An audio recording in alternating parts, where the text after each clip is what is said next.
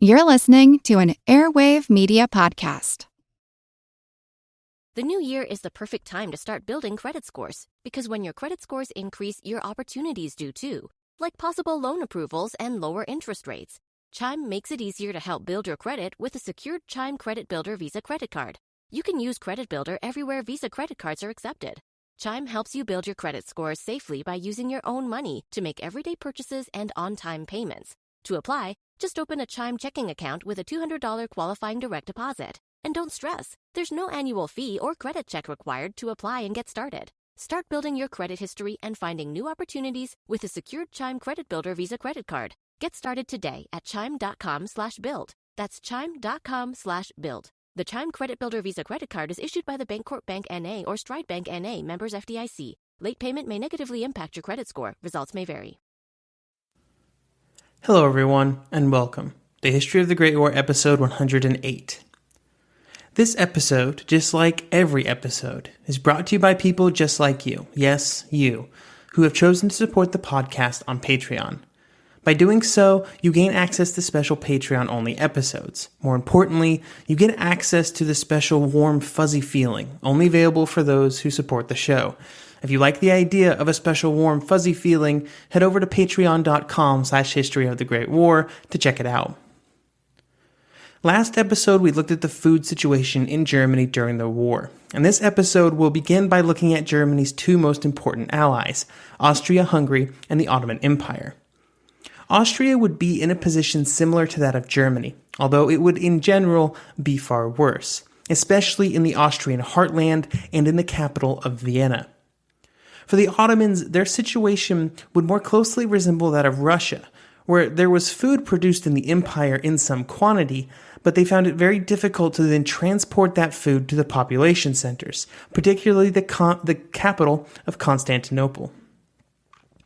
The second half of this episode will cover some of the other things that the countries did during the war to try and keep the morale and support for the war high on the home front. We will particularly focus on the Central Powers and Britain during this discussion, because there will be quite a lengthy discussion of Russia and France in later episodes, as I think it's essential to roll those discussions in with the chronicles of the Russian Revolution and the French mutinies. The Central Powers would have something of a crisis on their hands during the war, with a constant need to convince their citizens that the war was still winnable. And when that started to disconnect from reality, the governments had to find ways to contain their people's anger and frustrations, and in some cases, desperation. In Britain, the government would struggle with public opinion, as the society was called upon in ways that it had not felt since the days of Napoleon. Before the war, Austria-Hungary had been self-sufficient when it came to its food supply. Because of this, the government had every right to be optimistic about what the situation would be if and when the war started. However, through a variety of issues and a healthy dose of official incompetence, Austria would find itself far worse off than its German ally. And in fact, there would be several instances where the empire would have to import food from Germany, which is just a bit crazy. The first problem was a military one. Right from the start of the war, the Russians invaded Galicia, and the Austrians were mostly powerless to stop them. This meant that the Austrian army was pushed back to the Carpathian Mountains. The loss of the land was bad for many reasons, but few were more important than the fact that before the war, the area lost had raised a third of the cattle and a third of the wheat and half of the potatoes available to the empire. It also contained a much smaller proportion of the entire population while producing those goods. So the loss of these food items was harder felt than even those percentages I just mentioned would lead you to believe. The next problem was the same as every country was having at this time, and that was the huge loss of manpower on the farms, which caused a decrease in production almost across the board. The final problem was one specific to the Austro-Hungarian Empire. In general, there was a lack of solidarity between the Austrian and Hungarian sides of the empire, and this manifested in a situation similar to what was happening in Germany with Bavaria that we discussed last episode, only on a much larger scale. The Austrian half of the empire was heavily dependent on Hungary for food that it produced, and the Hungarians had a large food surplus early in the war. However, by 1916, Hungarian exports to Austria had dropped dramatically. This was because of a general decrease in supply, but more importantly, due to the resistance of the Hungarian landed aristocracy. This group of citizens in Hungary held a disproportionate amount of power within the government, and this prevented the Hungarian government from imposing the kinds of price ceilings and mandatory requisitions which were present in other countries during the war. This group, the landed aristocracy, simply refused to export their food, even when the Austrians were literally starving to death.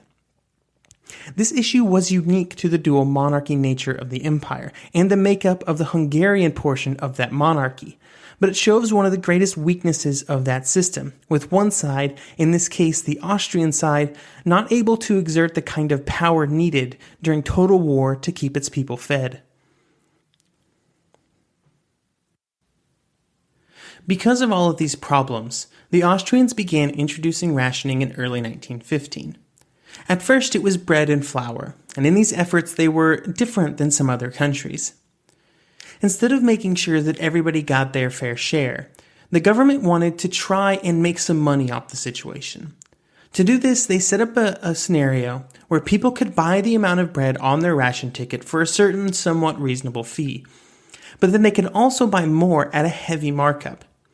This helped the government to then subsidize the price ceiling on the normal ration of bread and to help meet the needs of most of the population who couldn't afford bread sort of in the first place.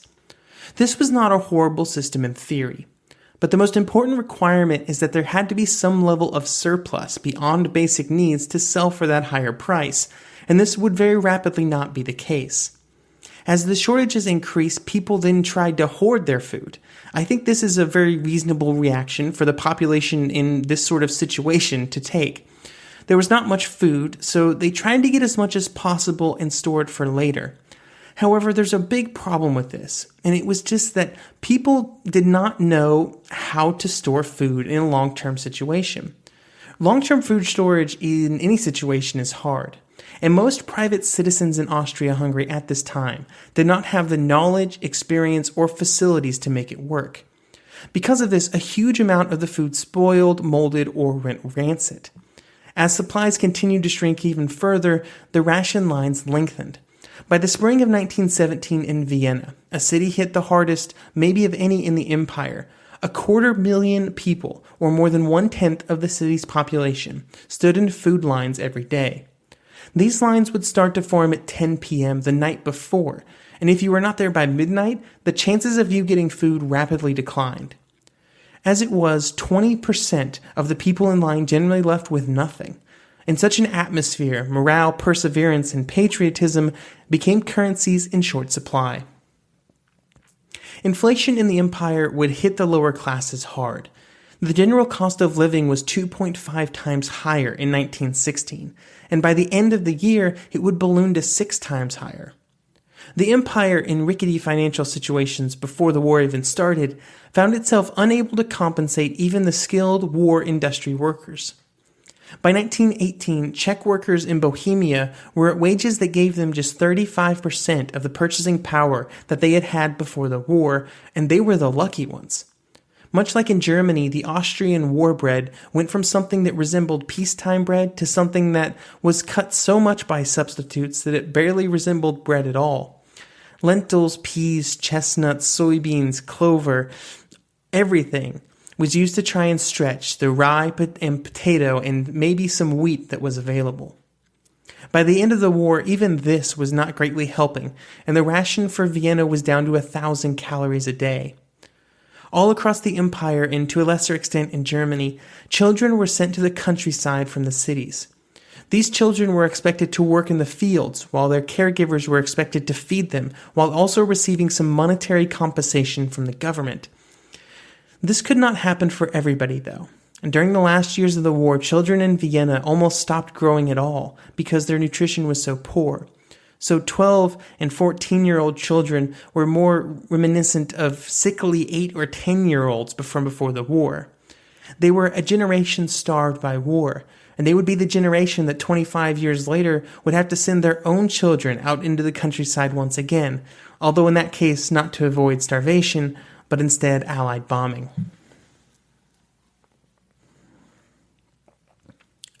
One final country that we will touch on is the Ottoman Empire. For this empire, the pinch was felt the hardest in the largest city and capital of Constantinople. The issue was that the city got most of its food in peacetime from the various waterways into the city, the Bosphorus and the Black Sea from the north, and the Dardanelles and the Mediterranean to the south, were all critical to keeping the capital fed. Due to the efforts of the Russian and British Navy, many of these routes became unusable, and instead they were forced to look to land-based transportation to make up for the shortage, which was a real challenge. The city ate through what supplies it had, and then things started to get tight.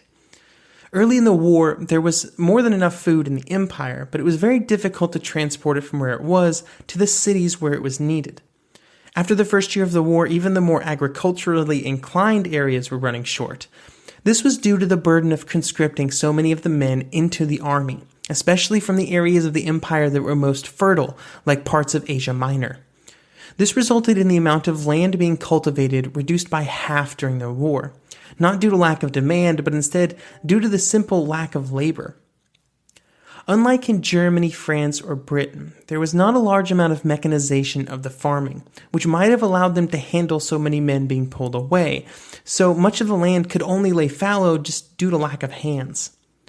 There would be acute bread shortages across the empire in 1917, made worse by corruption in the government, which often kept what supplies were available out of the hands of those that needed it the most.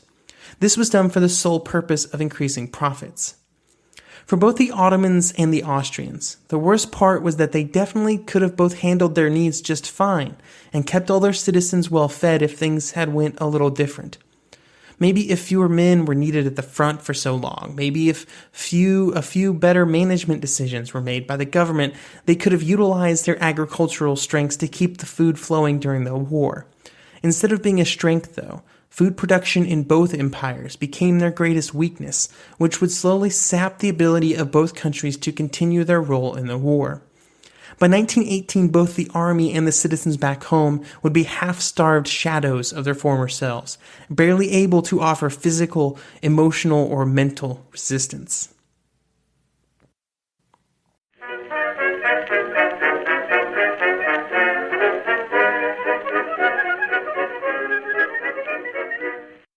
The one truth about human history is that change is inevitable. But the one thing that has never changed is that humans need food to survive. There are many ways to get that food, but one of the easiest ones is Factor. Factor delivers ready-to-eat meals right to your door. All you have to do is heat them up and dig in. In 2 minutes, you can be eating tasty keto or vegan options, or any of their 35 options that they have available every week. So you can choose maybe the cheesy garden herb chicken, maybe the Santa Fe green chili beef skillet, or perhaps the Caribbean spiced tofu. It is all delicious, and if you have a bit of a sweet tooth, Factor still has you covered with a wide range of snack and smoothie options. Chocolate mocha cheesecake, snickerdoodle macaroons. Any of that sound good? And don't worry, even the tasty stuff is dietitian approved. Head over to factormeals.com/GW50 and use code GW50 to get 50% off. That's code GW50 at factormeals.com/GW50 to get 50% off. After the holidays, a little cash goes a long way. The Chime checking account has tons of benefits to help, like fee-free overdraft up to $200 for eligible members, no monthly fees, and thousands of fee-free ATMs. You can even get paid up to 2 days early with direct deposit. Sign up for Chime today at chime.com/goals24. Banking services and debit card provided by the Bancorp Bank N.A. or Stride Bank N.A. members FDIC. Spot me eligibility requirements and overdraft limits apply. Out-of-network ATM withdrawal fees may apply. Access to direct deposits up to 2 days early depends on the timing of the submission of the payment file from the payer.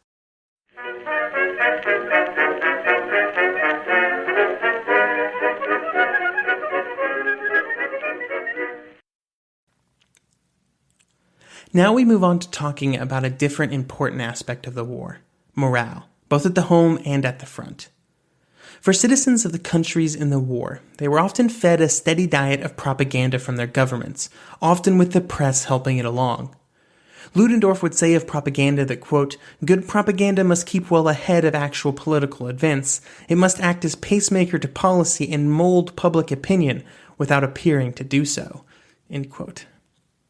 Sometimes this propaganda was close to the truth, but sometimes it crossed a line into straight falsehood that maybe took some small grain of truth, but then twisted it and expanded it so that little of the truth could be found.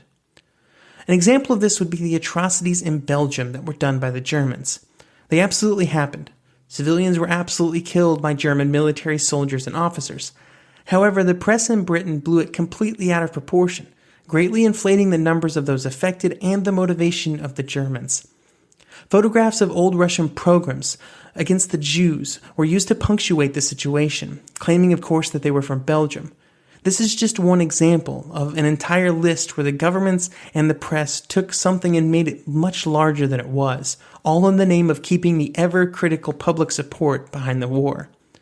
This had one very tragic downside, outside of, the whole lying to their citizens bit. The governments were very good at these lies. So good that they made their citizens believe that their very way of life would be destroyed if they lost the war.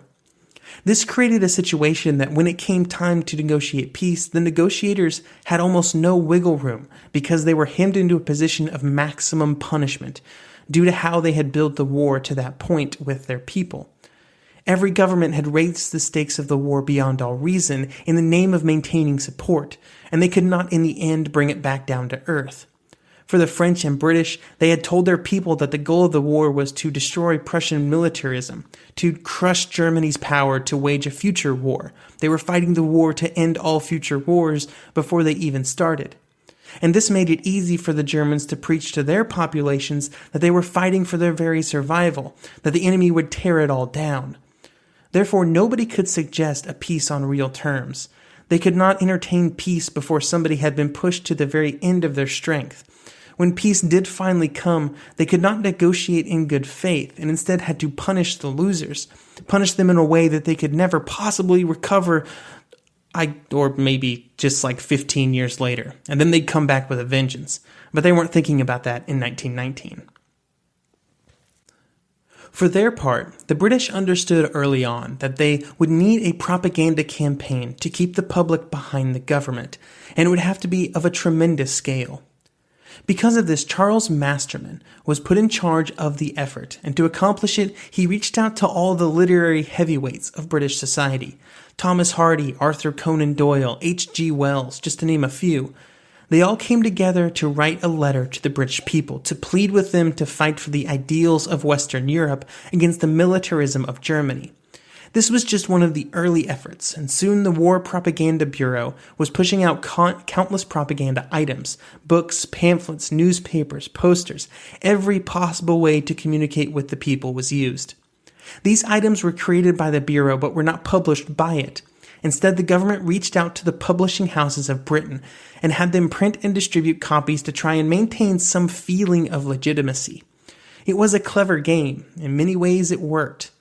In the early months of the war, they focused on Belgium, and they made every whisper of a rumor of a German action a front-page story. Later, they would move on to other items. After the initial rush of volunteers began to taper off, they started to put their weight behind the recruiting efforts.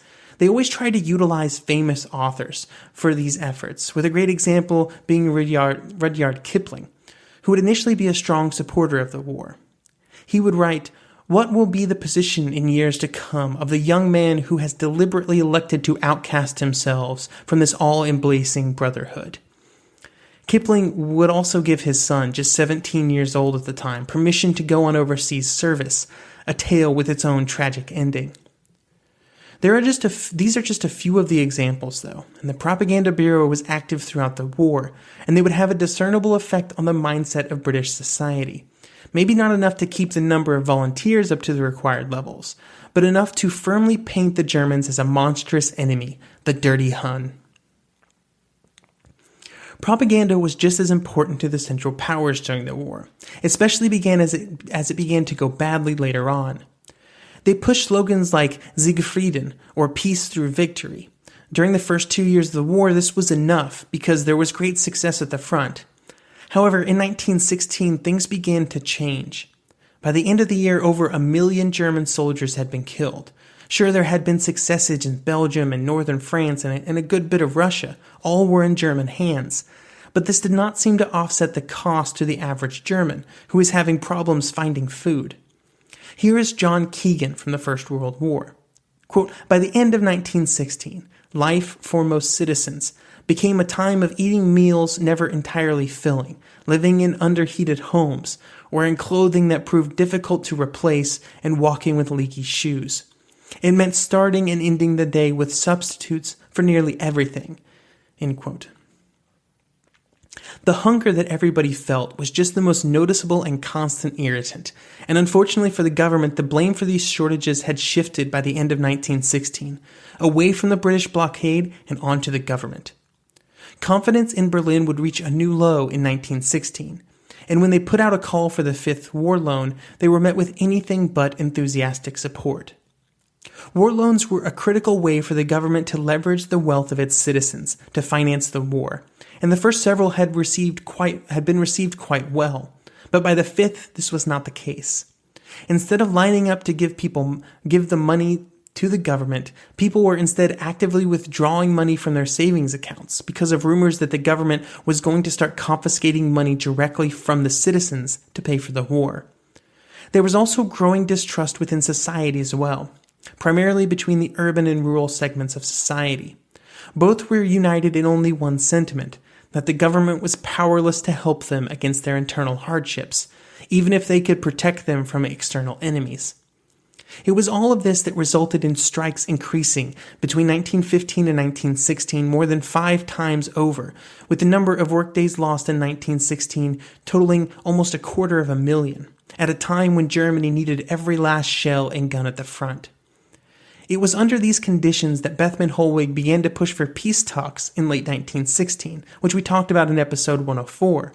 And it was also against these conditions that Hindenburg and Ludendorff came to power and retrenched and pushed for greater economic productivity, greater government control, greater societal exertion as they prepared to take the war to another level and to see it through.